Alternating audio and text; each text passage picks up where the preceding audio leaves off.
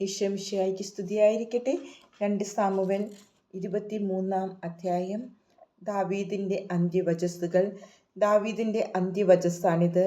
ജസ്സയുടെ പുത്രൻ ദാവീദ്, ദൈവം ഉയർത്തിയവൻ, യാക്കോബിൻ്റെ ദൈവത്തിൻ്റെ അഭിഷക്തൻ, ഇസ്രായേലിൻ്റെ മധുരഗായകൻ പ്രവചിക്കുന്നു. കർത്താവിൻ്റെ ആത്മാവ് എന്നിലൂടെ അരുളിച്ചെയ്യുന്നു. അവിടുത്തെ വചനമാണ് എൻ്റെ നാവിൽ. ഇസ്രായേലിൻ്റെ ദൈവം സംസാരിക്കുന്നു. ഇസ്രായേലിൻ്റെ ഉന്നതശില എന്നോട് അരുളി ചെയ്തിരിക്കുന്നു. മനുഷ്യരെ നീതിയോടെ ഭരിക്കുന്നവൻ, ദൈവഭയത്തോടെ ഭരിക്കുന്നവൻ, പ്രഭാതത്തിലെ പ്രകാശം പോലെ, കാർമേഘരഹിതമായ പ്രഭാതത്തിൽ പ്രകാശിക്കുന്ന സൂര്യനെ പോലെ, ഭൂമിയിൽ പുല്ല് മുളപ്പിക്കുന്ന മഴ പോലെ അവൻ ശോഭിക്കുന്നു. എൻ്റെ ഭവനം ദൈവസന്നിധിയിൽ അങ്ങനെയല്ലയോ?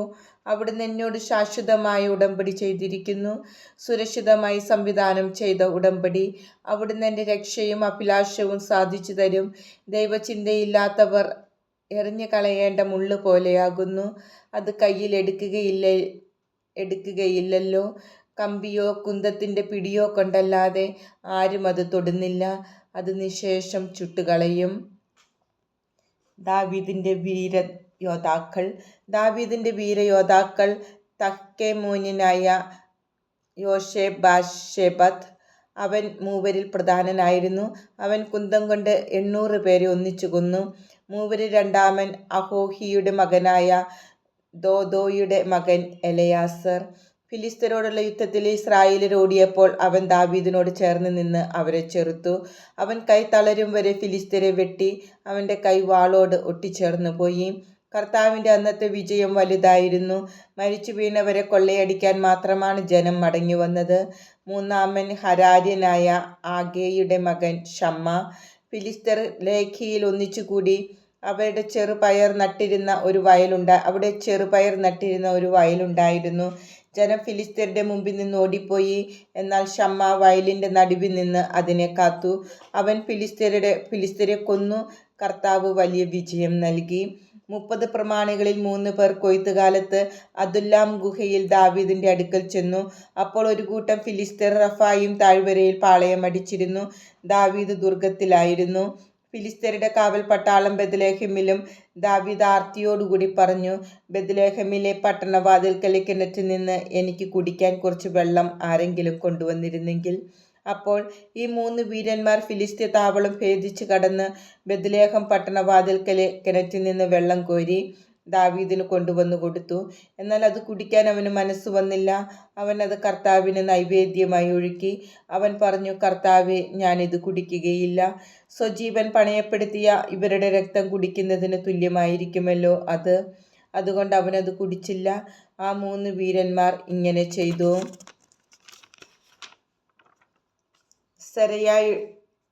സെരയായുടെ മകൻ യോവാബിൻ്റെ സഹോദരൻ അബിഷായി 30 പേരുടെ തലവനായിരുന്നു. അവൻ കുന്തം കൊണ്ട് 300 പേരെ കൊന്ന് 30 പേരുടെ ഇടയിൽ പേര് നേടി. അവൻ 30 പേരിൽ ഏറ്റവും പ്രശസ്തനായിരുന്നു. അവൻ അവരുടെ തലവനുമായിരുന്നു. എങ്കിലും അവൻ മൂവരോളം പ്രശസ്തി നേടിയില്ല. കബ്സേലിൽ നിന്നുള്ള യഹോയാദയുടെ മകൻ ബെനായിയ ഒരു ശൂരപരാക്രമിയായിരുന്നു. 2 മൊവാബി യോദ്ധാക്കളെ കൊന്നതുൾപ്പെടെ പല ധീരകൃത്യങ്ങളും അവൻ ചെയ്തു. ഹിമപാതമുണ്ടായ ഒരു ദിവസം അവൻ ഒരു ഗുഹയിൽ കടന്ന് ഒരു സിംഹത്തെ കൊന്നു. അവൻ ഭീമാകാരനായ ഒരു ഈജിപ്തുകാരനെയും കൊന്നു. ഈജിപ്തുകാരൻ്റെ കയ്യിൽ ഒരു കുന്തമുണ്ടായിരുന്നു. ബെനായിയ ഒരു വടിയുമായി ചെന്ന് കുന്തം പിടിച്ചു പറിച്ച് അതുകൊണ്ട് തന്നെ അവനെ കൊന്നു. യഹോയാദയുടെ മകൻ ബെനായിയ ഇത് ചെയ്ത് 30 ധീരന്മാരുടെ ഇടയിൽ പേരെടുത്തു. 30 പേരുടെ കൂട്ടത്തിൽ അവൻ അതിപ്രശസ്തനായിരുന്നു. എങ്കിലും മൂവരോളം എത്തിയില്ല. ദാവീദ് അവനെ തൻ്റെ അംഗരക്ഷകന്മാരുടെ തലവനാക്കി. യോവാബിൻ്റെ സഹോദരൻ അസഹേലായിരുന്നു 30 പേരിൽ ഒരുവൻ.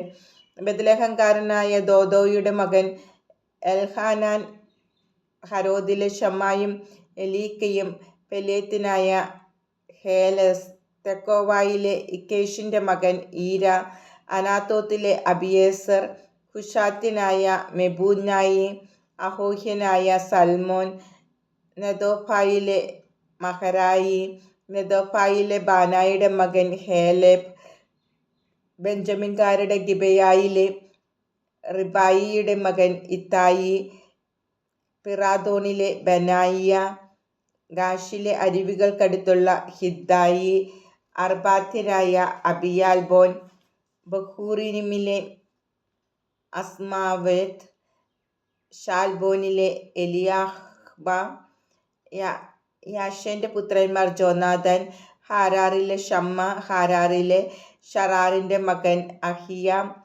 മാഖായിലെ അക്സിബായിയുടെ മകൻ എലഫെലത്ത്, ഗിലോയിലെ അഹിത്തോഫെലിന്റെ മകൻ എലിയാം, കാർമലിലെ ഹെസ്രോ, അർബായിലെ പാരായി, സോബായിലെ നാഥാന്റെ മകൻ ഈഗാൽ, ഗാദിലെ ബിനി, അമ്മോനിലെ സേലക്, സെരൂയയുടെ മകൻ യോവാബിന്റെ ആയുധവാഹകനായ ബരോത്തിലെ നഹറായി, ഇത്രായിലെ ഈരായും ഗാരേബും ഹിത്യനായ ഊറിയ, ആകെ 37 പേർ.